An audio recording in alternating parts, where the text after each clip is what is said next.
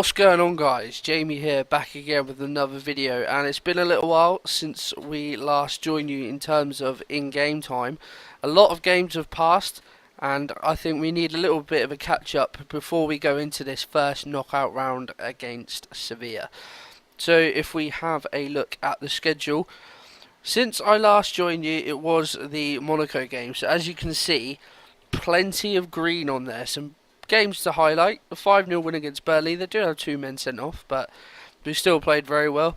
4-0 at home to Palace, 5-1 at home to Southampton, another 4-1 in the Cup to West Ham. But as you can see, the first red circle in the league. Yes, we did lose at home to Chelsea. It was a bit of a topsy-turvy game. I was a bit disappointed as we had come off a good run of form. I doubted that we would go unbeaten all season. We did really well to get to that point.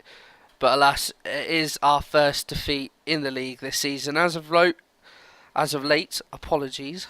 A couple of draws. The 2-2 against Leicester, we were 2-0 down actually. But we came back to draw 2-2, show fantastic character in that game to fight back. And then a 1-1 draw against Swansea. De Bruyne again getting sent off, he loves it. But we just couldn't break down that Swansea defence. Now, the gap in the league is very much as it was. But believe it or not, I did actually get the gap down to about 3 points. So I think we've had 3 draws and 1 defeat in that big space of games. And as you can see, Man United have just continued their dominance. We have opened up a little bit of a gap to Chelsea, although they have got a game in hand. So if they do win, they close that gap to 4 points. The gap to United is 11 points. As you can see, they're still unbeaten. We've got a great goal difference. Theirs, unfortunately, is even better. And I think with 10 games left to go this season, it is probably looking very unlikely that we will win the league. But as you can see down the bottom, there's been one player in particular who's been having a fantastic season, and that is Sergio Aguero. You wouldn't expect anything less from the man, but as you can see, 19 games in the Premier League, he's scored 18 goals, average rating of 7.59. He's been dynamite in the Champions League as well, 3 appearances and 5 goals.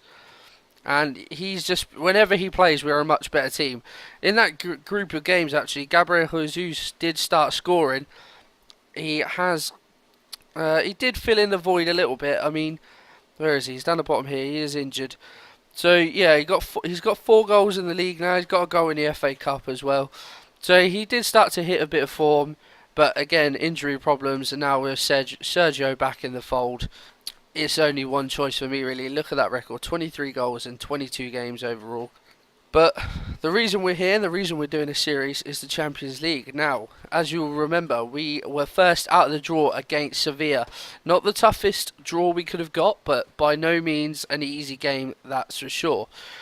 So we are going to do both legs in this episode today. The first time I've done a double header for a little while. And I think for the first leg, even though we're away from home, I do fancy us in this title. So I'm going to stick with our normal formation. We have set the mentality back to standard though, so I don't want to be too attacking away from home. But getting as many away goals as possible is absolutely vital. So this is the team that I've gone with today. Edison is in goal. A back 3 of Company, Stones and Victor Ruiz. On the fullbacks, or wingbacks rather, we've gone for Kyle Walker and Benjamin Mendy. The 2 in midfield, we've gone with De Bruyne and Gundogan.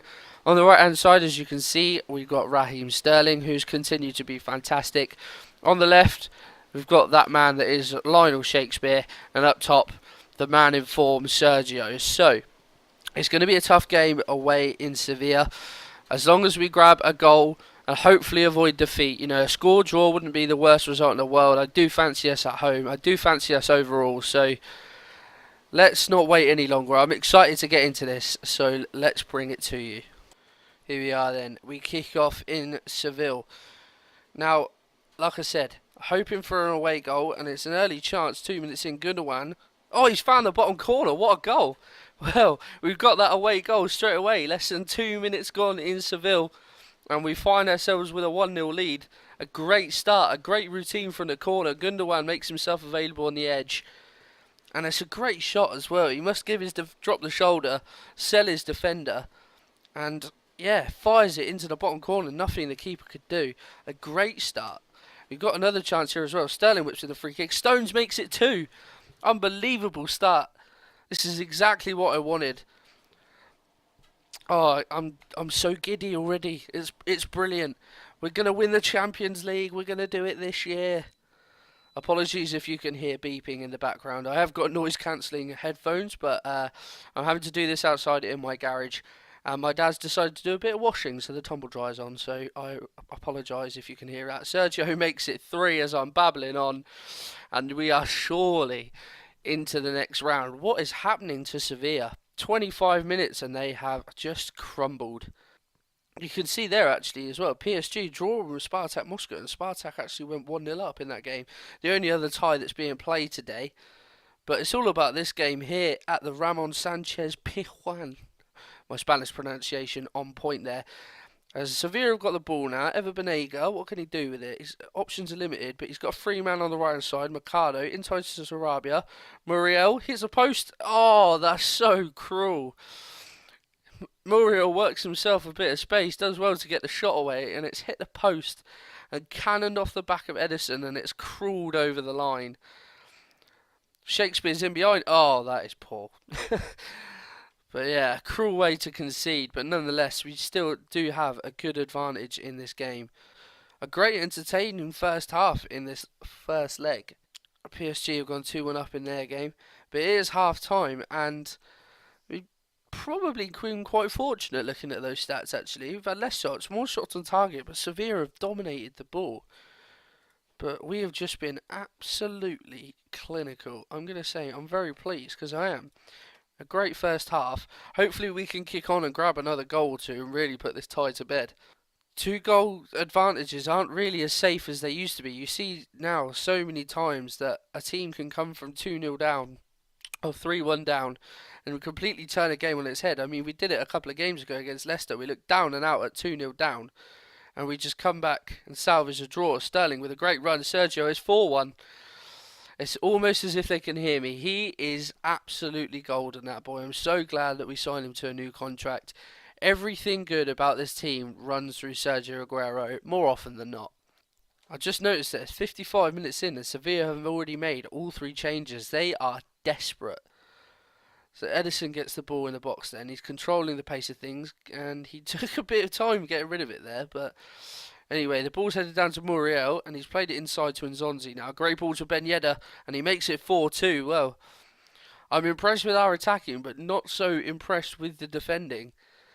We've been a bit suspect at the back, and it's not, against any other team, I would probably be alright with it, but Sevilla are dangerous, and we never want to give never want to give your opponents a sniff, and them taking 2 goals to our place is never a good thing, as Mendy is going to get himself sent off here. I mean, Sevilla taking 2 goals to our place, it doesn't really do much for them in terms of we've got 4 away goals, so if the score remains level on aggregate, they're going to have to at least score 4 goals at our place.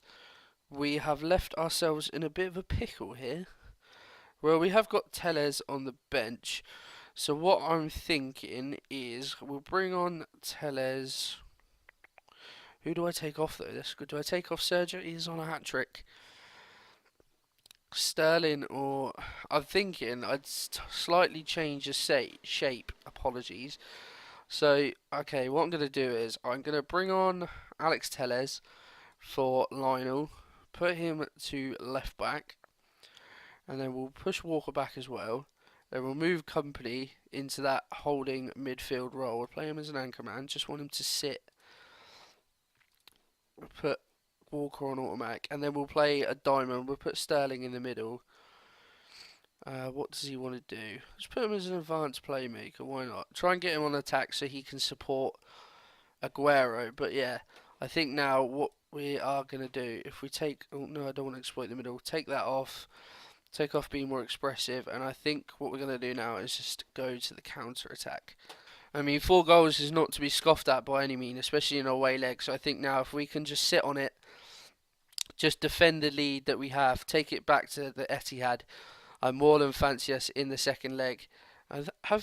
Oh, okay, so Sevilla just had a man go off injured, And that's because they've already made all three subs. They've now gone down to 10 men as well. But the game is dwindling down. Nothing much happening after their second goal. Look at the stats. They have completely dominated this game. Alex Telles with the throw-in. Company, one last chance maybe. De Bruyne, Sterling, Sergio. Oh, it's a good save by Sergio Rico back in. Oh, it is. It is going to be a goal. Sergio has got his hat trick. I thought after we'd gone over the allotted time when Telles had the ball for the throw-in, I thought the referee was just going to blow his whistle, but no, we've managed to get ourselves a fifth goal, and that's an unbelievable performance away from home here. Yes, I am a bit disappointed with the 2 goals conceded, but scoring 5 away from home, we showed at the beginning of the episode just how dangerous and lethal Aguero has been. And he's just proved it again there. Absolutely stunning showing. Right, we have, let's see, PSG won their game 4-2. You feel a bit for Spartak. I don't think they'll be able to overturn that at home. So we've got okay, so we've got, you got United in this gap. So FA Cup game against Huddersfield, and then 2 Premier League games against Bournemouth and Man United. That Man United game is going to be massive. That'll probably decide the title, I'd imagine. If we don't win, then you already feel that they'll go on to win the title from this point anyway, but I think it's probably going to pretty much guaranteed after that game if we don't get a win. So I'll go away and play those games, and I will join you for the second leg. Hello everyone, me again. I didn't realise this was going to happen during the interval between games, but it's our youth intake. So I'm pretty excited actually. I haven't even looked at this yet. It's just popped up. So I'm gonna have a look at this. We're gonna have a look together now. Are there? Oh, okay. So it's. Oh, hello. Look at you, Will Randall.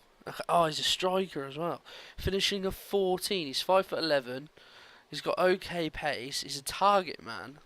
A man after my own heart with that role, for sure. But yeah, it looks like he could be a decent prospect. 5-star potential as well. The only half decent one in the intake. That's what it looks like anyway. But yeah, okay. Well, one person to get excited about, but we might never see him. So, I just thought it'd be interesting to see. But yeah, I'll join you. I'll join you in a minute. Right then, we are back again for the second leg, and I'm so glad because it's freezing in my garage and I'm so cold.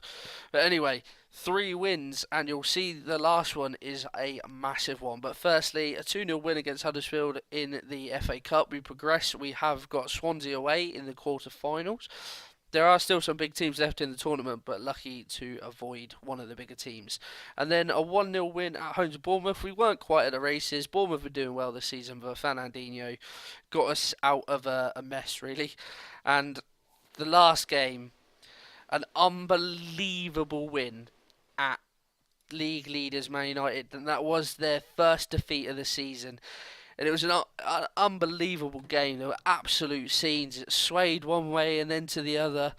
And if there was a camera on me, I literally would have put my reactions in this video because I was going absolutely mental. We went 1-0 down to one of those bizarre goals where the highlight is really unnecessarily long and then it ends in a goal, and Martial scored. From the next highlight, we equalised. Stones with a header from a corner.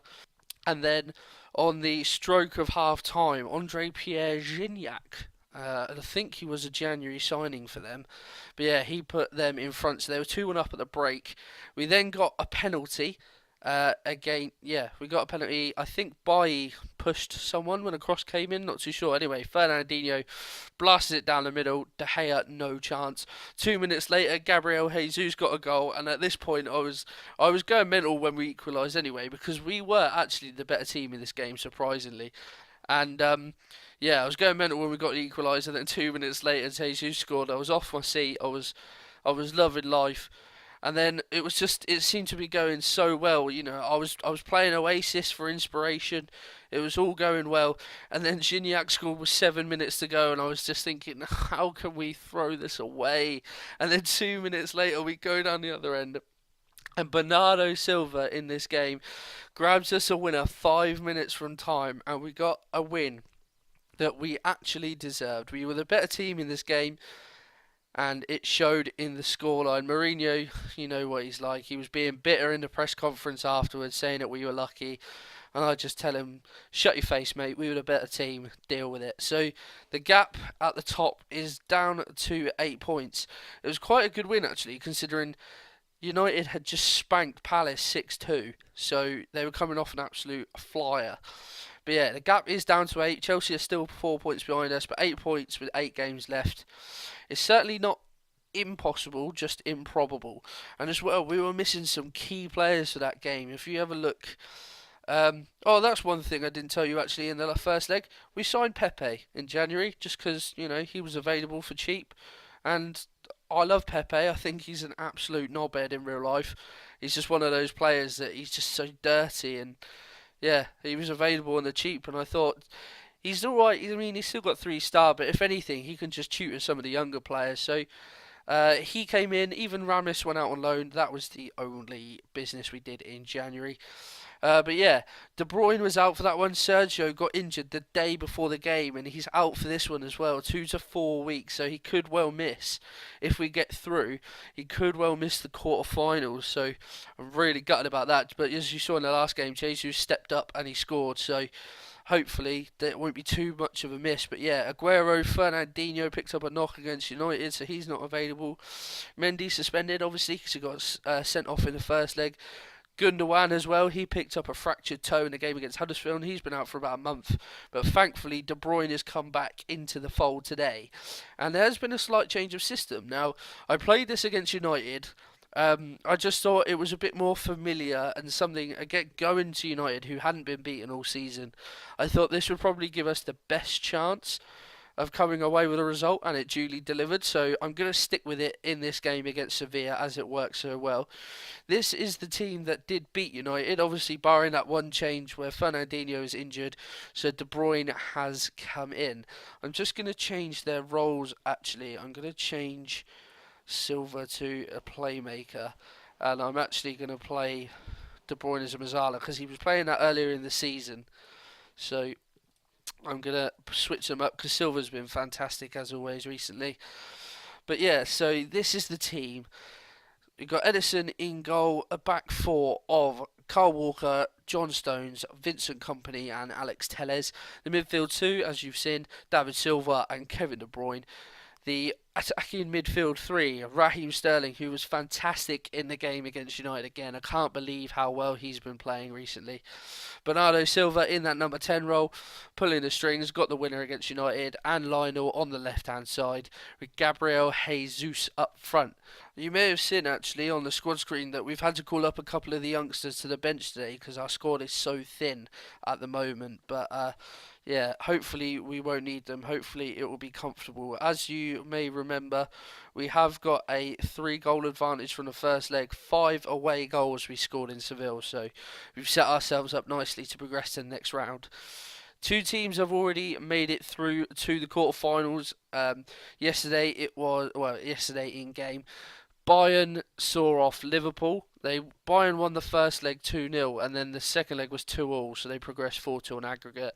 And Barcelona saw off Napoli, so that is the state of affairs at the moment.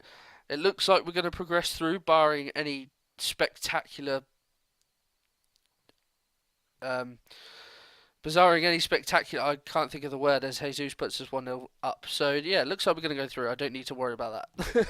Yeah, I had a complete brain fart then. I had no idea what I was trying to say. But yeah, so it looks like we're going through. As you can see, PSG 4-2 up on aggregate from their first leg against Spartak. 0-0 as it stands at the moment. But Sevilla coming forward, we know they're dangerous. And Nolito's in, but he plays it wide. He shoots wide, former Man City player, of course. But yeah, we know that Sevilla are dangerous. They scored twice in the last game when it seemed doubtful. So we know that they can conjure up something, but I would be very surprised if they... Remember, they have to score...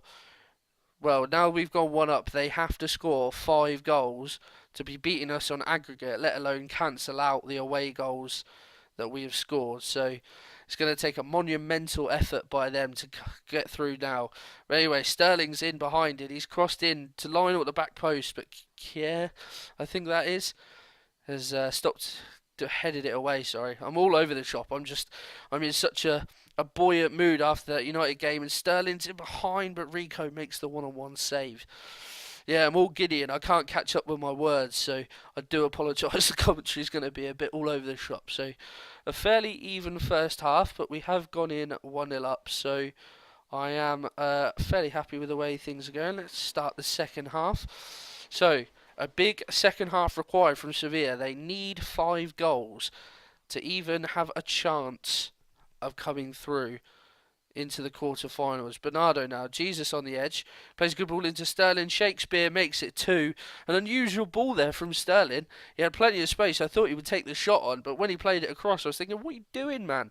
He finds Lionel in a bit of space, and that's a great finish. Something almost poetic about that finish there from Lionel. Anyway, De Bruyne in the centre circle. He finds Bernardo now, shifts by his man and plays in Jesus, who gives it back to him. De Bruyne in space. Jesus. It's a simple save for Sergio Rico. Time running out now, and they're going to have to score 6 if they want any chance of progressing, Sevilla. And it doesn't look likely, especially now they've taken off Ben Yedder and put on a defensive midfielder. Walker throws it into Silva, Sterling now, but he gets tackled, and Sevilla potentially with a chance to break, but Sarabia's all up on his own. He keeps running, and he scored an unbelievable goal. He's all on his own, and it just looked like he was sort of running into nowhere, but he struck that, and maybe Ederson wasn't expecting the shot, but even so, you've got to be... He has had nothing to do with game, but he has to be doing better there. He has to be on his toes, and we conceded a poor goal, and I don't want them to come forward, but Silva gets the ball clear. We know that they can conjure up something, and they just showed it there, but Sterling's on his bike. He crosses it in. De Bruyne, great save. Oh, I thought Jesus... Oh, no, it's a penalty. Carrizo's tripped Gabriel Jesus. I wonder why he didn't go at the end of it.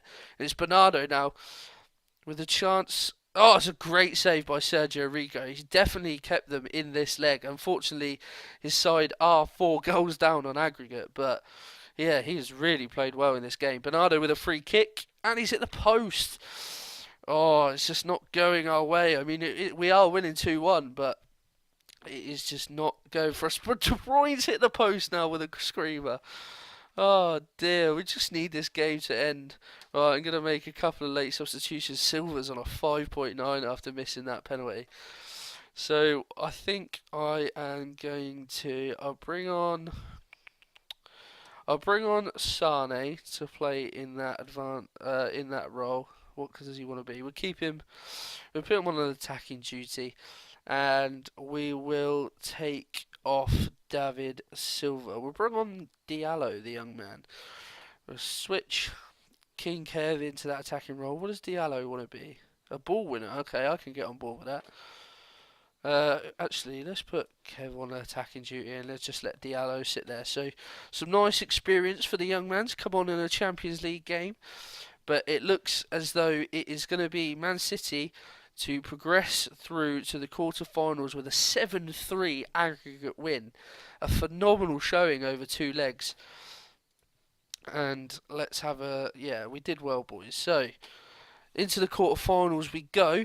And when is the draw for the next round? It won't be for a little while, yeah. So, next Friday.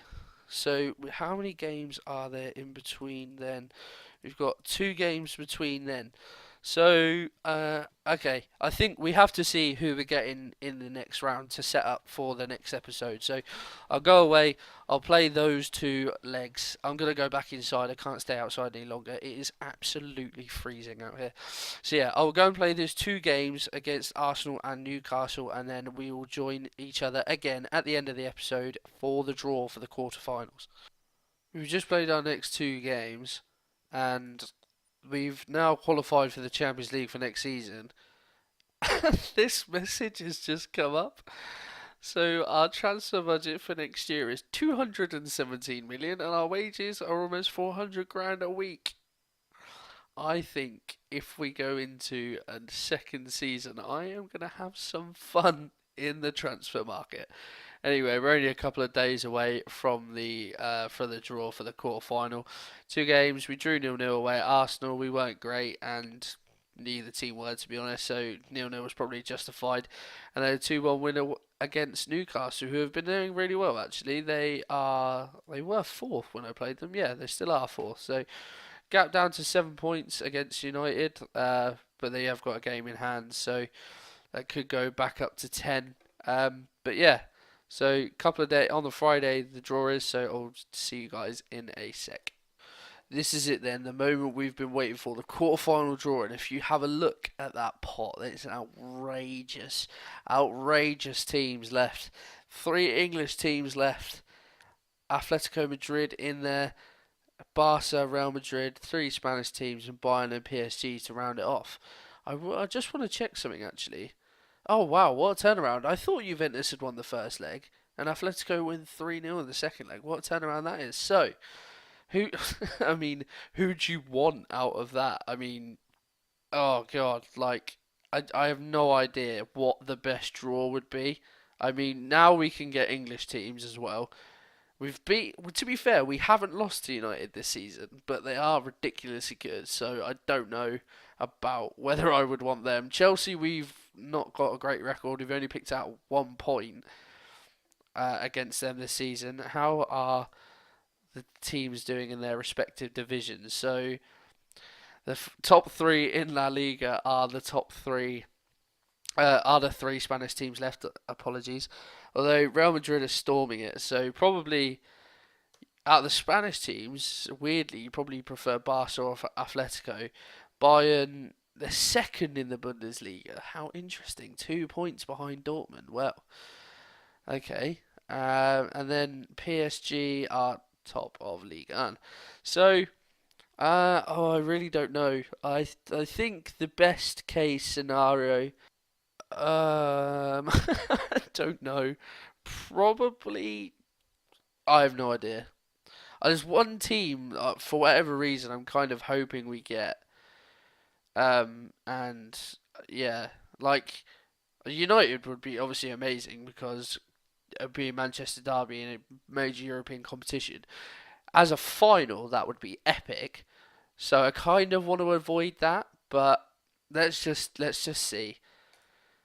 Okay, double clicks by accident, but United have got Real Madrid, so that's done us a big favour. 2 teams we definitely didn't want to play.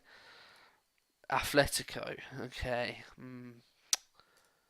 Bayern, okay. I've double clicked again by accident. So it's Barca, Chelsea, or PSG. Now the team that I wanted are still in there, so it could be. But Barca are gonna play Chelsea, so we do get the team that I wanted.